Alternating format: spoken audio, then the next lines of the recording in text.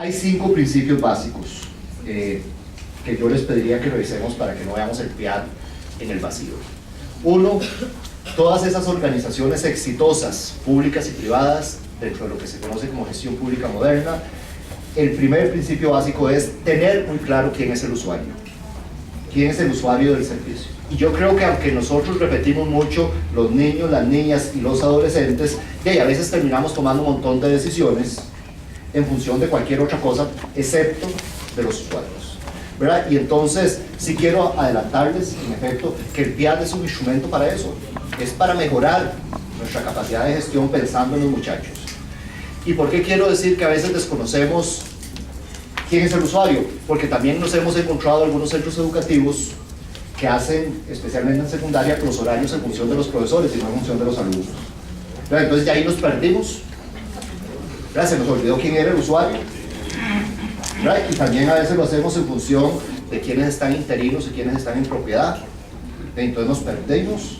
Es decir, gente que completa sus 48 horas en 3 días y no se vale. La segunda, el segundo principio que tienen estas experiencias exitosas es el tema de la planificación. Entonces yo tengo que planificar la gestión de mi centro educativo en función de ¿qué? De la oferta que tengo, de los planes de estudio que se supone que dan respaldo a esa oferta. Estamos haciendo una propuesta para simplificar, de esto se trata, el proceso de planificación a nivel de centro educativo.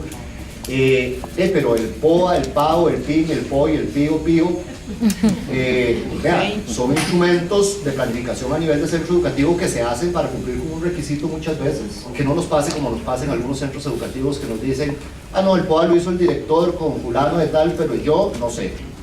Entonces, ¿cuál es la planificación del centro educativo si los que le tocan ejecutarlo no saben? Pues entonces la planificación es un elemento importante. El tercero es el monitoreo y la ejecución, el monitoreo y el seguimiento, perdón. ¿Por qué es importante el monitoreo? Porque si ustedes encuentran que algo está funcionando muy bien, bueno, ya estamos aprendiendo, ¿right? Y le pongo más potencia y puedo llegar más allá de donde estaba.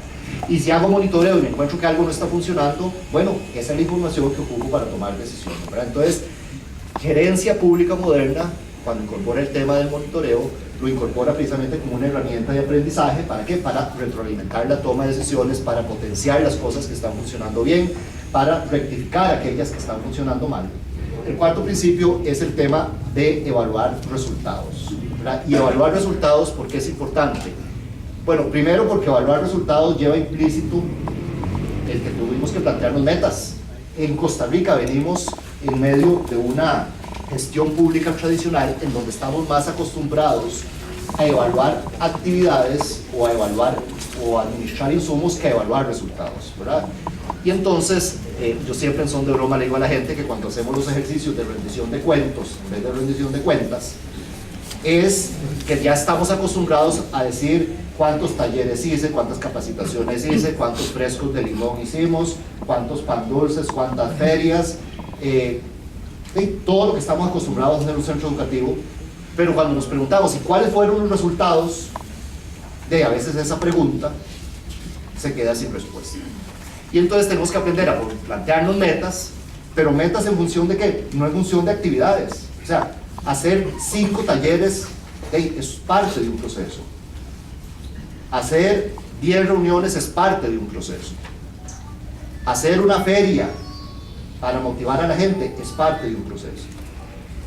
Y en la propuesta que les vamos a ir presentando para el año 2013 sobre una mejora o un instrumento renovado de planificación a nivel del centro educativo y eliminar otros que no se hacen o se usan bien, es que empecemos a pensar en qué le pasó a la deserción, qué le pasó a la repitencia, qué le pasó al rendimiento, qué le pasó al acceso, ¿verdad? Porque todo eso que ustedes hacen todos los años tiene sentido si a final de año ustedes son capaces de decir, mira, hicimos todo esto, qué dicha, mejoró el rendimiento, qué dicha, mejoró la deserción.